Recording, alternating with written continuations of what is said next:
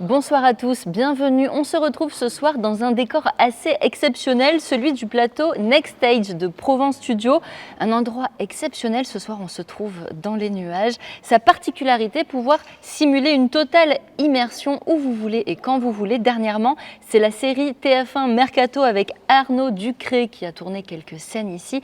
Mais pour l'heure, c'est au tour du journal de la rédaction et on rentre tout de suite dans le vif du sujet avec une opération de solidarité. C'est parti pour 3 jours de collecte des Restos du Cœur. Jusqu'à dimanche, vous avez la possibilité de faire une bonne action en allant faire vos courses. Reportage Rémi Reponti. Postés à l'entrée du supermarché, les bénévoles des Restos du Cœur sont bien reconnaissables grâce à leur badge et leur chasuble rose, comme Yasmine, bénévole au resto depuis 1 an. On collecte les produits de première nécessité surtout, pas de produits frais parce que ça ne se conserve pas en fait, mais sinon tout ce qui est pâtes, tout ce qui est riz, conserve et aussi pour les bébés, tout ce qui est shampoing, couches si possible. On a une liste de produits qu'on donne, de première nécessité, comme ça les gens savent ce qu'ils doivent donner et un sac. Responsable de l'équipe des bénévoles sur ce magasin, Rabeb Rabi en est à sa 8e collecte. Mais ce matin, elle avait quelques doutes. Moi, je pensais que ça ne marche pas bien. Aujourd'hui, j'ai dit peut-être Ramadan, c'est cher aussi un peu les gens. J'ai dit, j'ai une doute, peut-être ils ne donnent pas trop. Mais vraiment, c'est super. Je te jure, c'est super. Il y a un monsieur, il nous a ramené un chariot complet de huile, farine, un chariot. Vraiment, vraiment pour le moment, c'est super. C'est vraiment très gentil de sa part, ça nous a vraiment fait chaud au cœur. Ici, dans les quartiers nord, on ne roule pas sur l'or, mais ça n'empêche pas d'être généreux. De toute façon, toutes les années, je participe. Quand je peux, que c'est l'occasion, je donne. Oui, heureusement qu'il y a beaucoup de gens qui font ça, parce qu'ils ont besoin, les gens, et c'est important qu'on puisse aider comme on peut. C'est important de donner. Ah oui, bien sûr. On ne sait jamais, en plus. Pas pour moi, mais pour moi, c'est passé, disons. Mais sinon, pour les jeunes et tout, c'est ceux qui sont dans la merde. Il faut. Même dans les quartiers populaires, on est généreux. Mais sûrement, et peut-être plus qu'ailleurs, peut-être même plus qu'ailleurs, oui, effectivement. Les riches, ils ne donnent pas. Donc voilà. Puis on n'est pas à l'abri d'avoir besoin un jour aussi. Dans les Bouches-du-Rhône, plus de 2000 bénévoles des Restos du Cœur sont mobilisés jusqu'à dimanche dans près de 160 magasins. Dans notre département, la précarité touche de plus en plus de monde, des plus jeunes aux plus âgés. Vous pouvez vous aussi participer à cette belle et grande opération de solidarité. Il compte sur vous. On reste à Marseille. Si vous habitez dans le 4e arrondissement, vous l'avez sûrement déjà constaté, la place Sébastopol est en pleine mutation. Plus de place pour les piétons, plus de végétalisation. Problème, ces propositions impulsées par la mairie ne plaisent pas à tout le monde. Reportage sur place, Bérénice Vazac. Sur la place Sébastopol, il y a désormais moins d'endroits pour se garer. Une phase test qui pourrait se poursuivre dans les prochains mois. Ce jour-là, les habitants et commerçants rencontrés sont critiques face à ces changements. C'est pas super, parce qu'il manque beaucoup de place pour se garer. Et ensuite, les forains ne sont pas contents parce qu'ils sont collés les uns sur les autres. Pour moi, ça peut être une bonne chose si elle est faite convenablement pour les gens qui habitent à Sébastopol. Problème pour certains, la concertation avec eux n'aurait pas été suffisante et ça c'est aussi ce que pense le conseiller municipal d'opposition de droite Bruno Gilles. Lui considère aussi que dans ce projet, certaines actions ne seront simplement pas réalisables. C'est le cas de la végétalisation. C'est impossible parce que sous la place Sébastopol, il y a du béton. Sous la place Sébastopol, c'était les abris pendant la guerre, c'était même parmi les abris les plus importants de la ville de Marseille et qu'il y avait un risque d'écroulement et que donc il y a quelques années, il y a des tonnes et des tonnes de béton qui ont été coulées sous la place Sébastopol. En revanche, pour les élus qui soutiennent cette requalification, l'enjeu c'est d'habituer doucement les esprits au changement. Tout au long de l'année 2025 d'ailleurs, des aménagements transitoires comme la mise en place de mobilier urbain devraient continuer à fleurir sur la place. La phase finale des travaux devrait intervenir après 2026. Direction Port-de-Bouc à présent avec un tournage, celui de la saison 2 de la série Pax Massilia d'Olivier Marchal. On vous en parlait tout au long de la semaine, la production était à la recherche active de figurants. Les tournages ont pu commencer hier et aujourd'hui dans les quartiers de l'Alec et des Aigues-Douces. Flavio Noriga était sur place. C'est que du bonheur. Et puis comme je suis Marseillais maintenant, je joue à domicile. Donc voilà, c'est un plaisir d'abord parce que la saison 1 a été un gros carton. Donc on a un peu l'angoisse de faire aussi bien si ce n'est mieux. Et voilà, mais c'est un plaisir toujours de tourner ici, malgré le vent. Mais on aime Marseille pour de tout le reste, quoi. Donc moi je suis ravi de tourner dans cette ville. De toute façon, on est accueillis partout de la même manière à Marseille. Les gens nous déroulent un peu, nous ouvrent leurs portes, leur cœur, ils discutent avec nous, ils s'intéressent, puis nous on s'intéresse aussi à eux, donc il y a un vrai échange. C'est vraiment franchement une ville de cœur maintenant qui m'a adopté et que j'affectionne particulièrement. On ouvre une page sport avec un retour au stade Vélodrome pour les joueurs de l'Olympique de Marseille.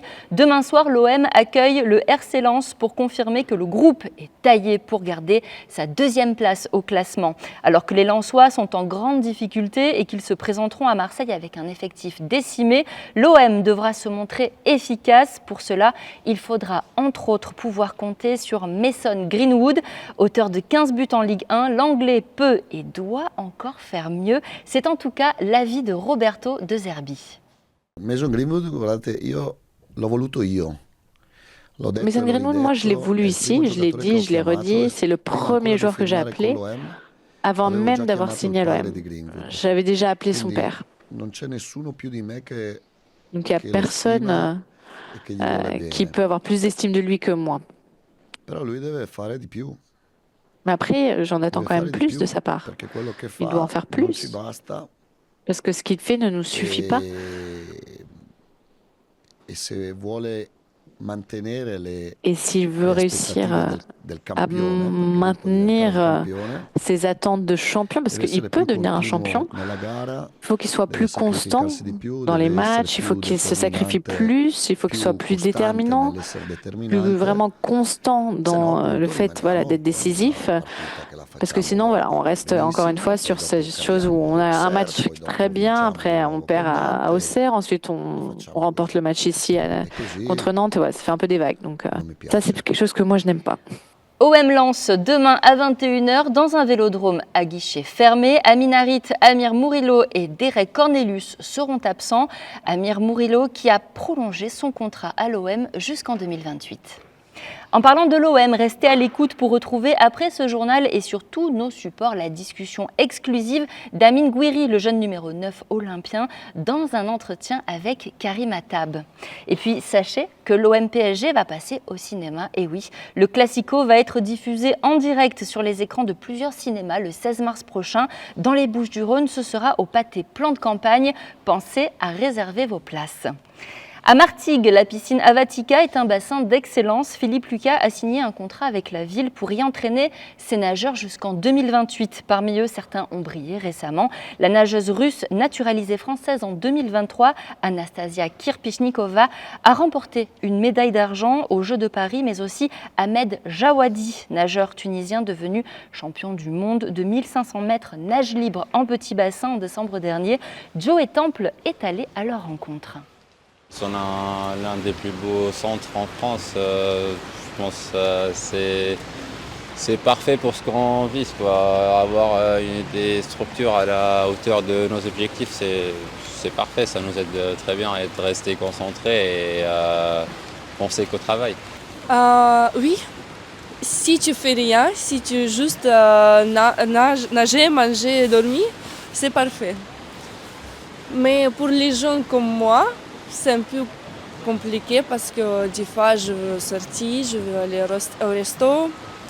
Oui, il y a un resto ici, il est bon, mais comme Marseille, Aix, etc., c'est mieux. C'est un peu dur aussi, mais maintenant je suis très fatiguée et pour moi c'est parfait. En fait, moi là-bas je viens de Rouen, on avait aussi un bassin extérieur, mais forcément dans le nord de la France, c'est pas les mêmes conditions, on n'a pas le même soleil. Et ça joue énormément sur le mental et franchement on a des conditions exceptionnelles avec tout le bassin pour nous et un grand soleil toute l'année. Le dernier nageur que vous venez d'entendre, c'est Logan Fontaine. Il a terminé 5e au marathon en eau libre cet été au JO et il sera en juin sur la base de Thollon à Martigues. C'est là-bas que vont se dérouler les championnats de France de nage en eau libre, une étape importante puisqu'elle sera qualificative pour les championnats du monde cet été. C'est une figure emblématique de Martigues qui tire sa révérence. Armen Soukiassian, cordonnier à Jonquière, va baisser son rideau pour la dernière fois demain, après plus de 31 ans de bons et loyaux services. À l'aube de ses 65 ans, l'homme d'origine arménienne part à la retraite et laisse derrière lui bon nombre de fidèles. On vous propose de découvrir son parcours riche en expériences de son Arménie natale à Martigues. Le podcast signé Joey Temple est d'ores et déjà disponible sur notre site maritima.fr et bien sûr sur notre application gratuite pour smartphone. Demain, c'est le week-end, une météo capricieuse à retrouver bien sûr en détail après ce journal, mais c'est aussi l'occasion de s'occuper en intérieur et vous allez voir, il y a de quoi faire dans notre région. C'est l'heure de l'agenda sortie de Noria Boussena. Les dinosaures débarquent à Marseille. Imaginez plus d'une centaine de dinosaures rassemblés le temps d'un week-end pour la plus grande exposition jamais présentée en France au parc Chano. Créatures gigantesques, jeux et animations vous attendent au musée éphémère pour un moment de découverte en famille. Un spectacle mettant en scène des maquettes robotisées géantes et librement inspiré de la production internationale La Marche des dinosaures vous est proposé. C'est tout ce week-end au Palais Méditerranée. La course Marseille Bleu revient ce dimanche au parc Borély. Un événement multisport et solidaire dédié à la prévention et au dépistage du cancer colorectal. Pour l'occasion et pour sa 8e édition, la course Marseille Bleu est parrainée par Basile Boli et soutenue par la région Sud. Rendez-vous ce dimanche au parc Borély à Marseille pour y participer. 3 parcours sont proposés. Une course chronométrée de 5 km, une course à allure libre de 2,5 km et une course de 800 mètres pour enfants. Et cette année, pour des raisons écologiques, les t-shirts ne seront pas distribués. Les participants sont donc invités à se vêtir de bleu. Pour vous inscrire, vous pouvez vous rendre sur le site KMS ou rendez-vous directement sur place dès 9h.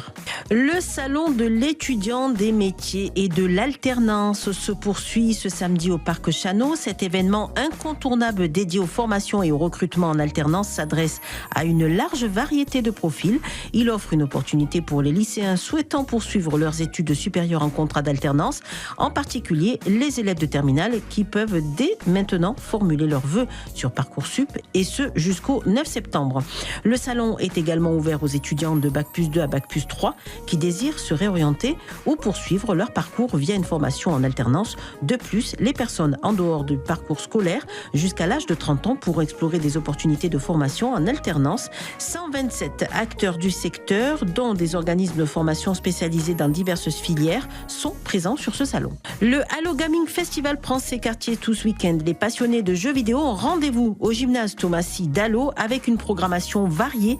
Les principaux points forts de l'édition cosplay, défilé de cosplayers professionnels, animations, boutiques et stands de produits dérivés de jeux vidéo, manga, comics, des animations avec des jeux rétro, arcade, réalité virtuelle et animations avec des drones, également des compétitions e-sport, des tournois.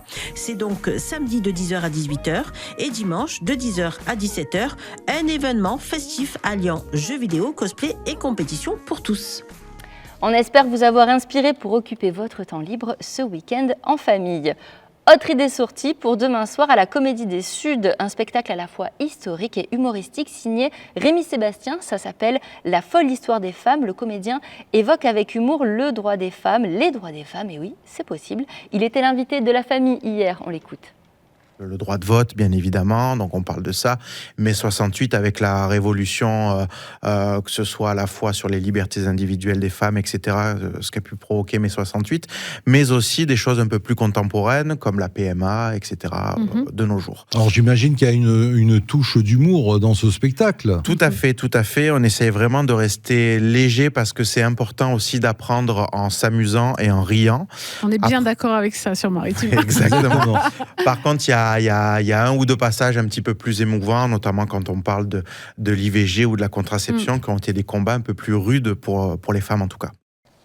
La folle histoire des femmes de Rémi Sébastien, c'est donc demain soir à 21h30 à la Comédie des Suds à Plain-de-Campagne.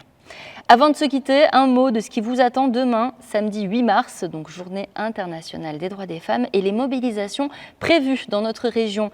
À Martigues, une marche sportive depuis le parc de Figuerolles à 8h pour les lève-tôt, et puis une marche en fanfare avec brasse coulée depuis le jardin de Ferrières. Le départ, ce sera pour 10h. À Marignane, demain, clôture de 3 jours d'exposition et de débat, mais aussi de séances de cinéma et de pièces de théâtre pour mettre en avant des femmes d'exception, mais aussi faire avancer le débat. Du côté d'Aix-en-Provence, le balcon de la façade de l'hôtel de ville sera éclairé en violet à la tombée de la nuit, symboliquement. Et puis la commune et le centre communal d'action sociale se mobilisent pour les femmes victimes de violences. Enfin, à Marseille, une manifestation à 14h est organisée au Réformé, une autre à 14h30 sur le Vieux-Port. Elle est portée par le collectif Marseille 8 mars. C'est la fin de ce journal préparé par la rédaction. Tout de suite, la météo. Excellente soirée sur Maritima.